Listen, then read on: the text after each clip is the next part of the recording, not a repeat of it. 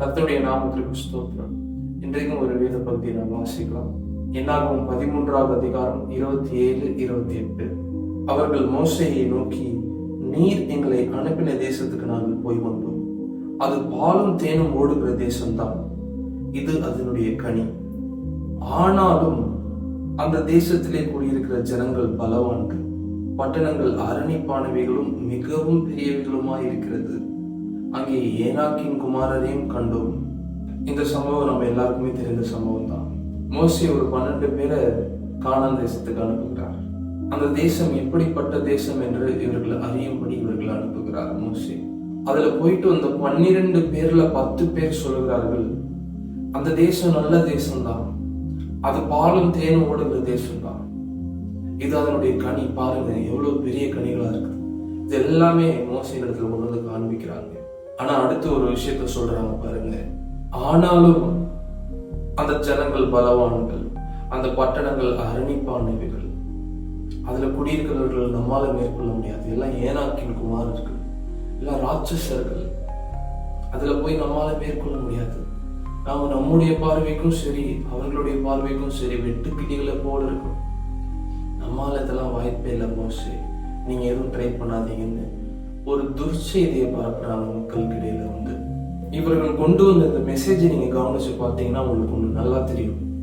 அவர்கள் முழுசா 100% கெட்ட செய்தி மட்டும் சொல்லல, அதுல பாதி நல்ல செய்தி சொல்றாங்க. தேசம் நல்ல தேசம் தான், பாலும் தேனும் ஓடுகிற தேசம் தான், அதனுடைய கனிகள் நல்ல கனிகள் தான் எல்லாம் சொல்லிட்டு, ஆனாலும்னு ஒரு வார்த்தையை கொண்டு வந்தாங்க.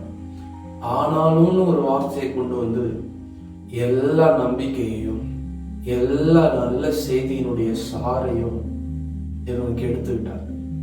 யோசிச்சு பாருங்க, இந்த பாதி நல்ல செய்தியை அவங்க சொன்னதுக்கு இதை சொல்லாமே இருந்திருக்கலாம்.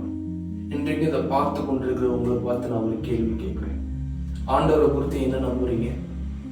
அவருடைய ட்ரூ செல்ஃப் என்னன்னு நீங்க நினைச்சிட்டு இருக்கீங்க? அவருடைய உண்மையான சுயம் என்னவென்று நம்பிக்கொண்டிருக்கிறீர்கள்? உண்மையாவே அவர் யார் என்பதை நீங்க பார்க்கிறீர்களா? உண்மையாவே அவர் நல்லவர் தான் நீங்க விசுவாசிக்கிறீங்களா? இல்ல அப்பப்ப கொஞ்சம் மாறுவாரு, எனக்கு வியாதியை கொடுப்பாரு, எனக்கு சில தண்டனைகளை கொடுக்கும்போது அதுல வியாதியும் வரும், இப்படிலாம் நம்பிக்கொண்டிருக்கிறீங்களா? ஒரு கலப்படமான செய்தி உங்களுக்கு ஒரு பிரயோஜனமும் தராது. இன்றைக்கு நிறைய செய்திகளை நாம கேட்கிறோம். கர்த்தர் நல்லவர் தான், அவர் கிருபை உள்ளவர் தான், ஆனா நீ தப்பு பண்ணும்போது அவர் உனக்கு சாபத்தை கொடுக்கிறார். நீ தப்பு பண்ணும்போது உனக்கு ஒரு வியாதி அவருடைய சரீரத்தில் அவர் கொடுப்பாரு. ஜாக்கிரதையா இருக்கு. இப்படி அவங்க பிரசங்கிக்கிறதுக்கு இந்த நல்ல செய்தியை சொல்லாமே இருந்திருக்கலாம். அவர் நல்லவர், ஆனா அப்பப்போ கொஞ்சம் மாறிடுவார். இதுதான் அவங்களுடைய கருத்து. வசனம் சொல்லுகிறது, அவர் நேற்றும் என்றும் என்றும் மாறாத தேவனா இருக்கிறார். அவர் நல்லவர் என்றால் முற்றும் அவர் நல்லவர் மட்டும்தான். கொஞ்சம் கூட அவரிடத்துல வேற்றுமை நிழல் இல்லை. வசனம் அதை தான் சொல்லுகிறது. ஒரு வியாதி உங்களுக்கு வரும் பொழுது நீங்க உடனே யோசிக்கிற விஷயம் என்னவா இருக்கு? நான் என்ன தப்பு செஞ்சேன்? இது ஆண்டவர் தான் எனக்கு அனுப்புனாரா? இந்த வியாதி எனக்கு வர்றது ஆண்டவருடைய சுத்தம் தான் போல.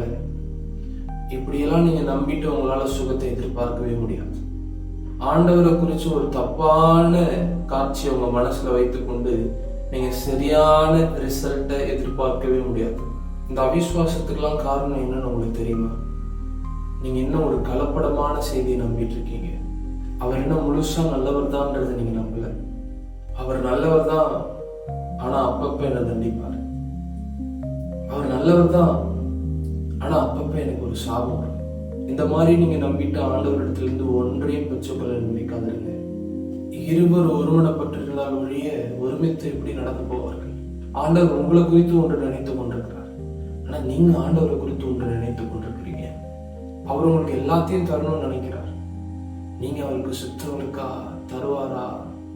அப்படி விருப்பம்தானா அப்படின்ற ஒரு சந்தேகத்திலே விசுவாசத்தை இழந்து போகிறீர்கள். இன்றைக்கு சரியாய் ஒரு முடிவெடுங்க. அவர் முற்றும் வெறும் நல்லவர் மட்டும்தான். இருமனம் உள்ளவன் தன் வழிகளில் எல்லாம் நிலையற்றிருக்கிறார். அவர் உங்களுக்கு நேராய் வெறும் அன்பாய் மட்டுமே இருக்கிறார். கலப்படமான போதனைகளை தூக்கி எறிங்க. ஆண்டவரை கடினமாய் சித்தரிக்கிற எல்லா உபதேசங்களையும் தூக்கி போடுங்க. அவர் கடினமானவர் அல்ல. ஒரு வியாதி உங்களுடைய வாழ்க்கையில வருதுன்னா இது அவர் அனுப்புனாரு நம்பிட்டே நீங்க அவரிடத்துல இருந்து எப்படி சுகத்தை எதிர்பார்ப்பீங்க?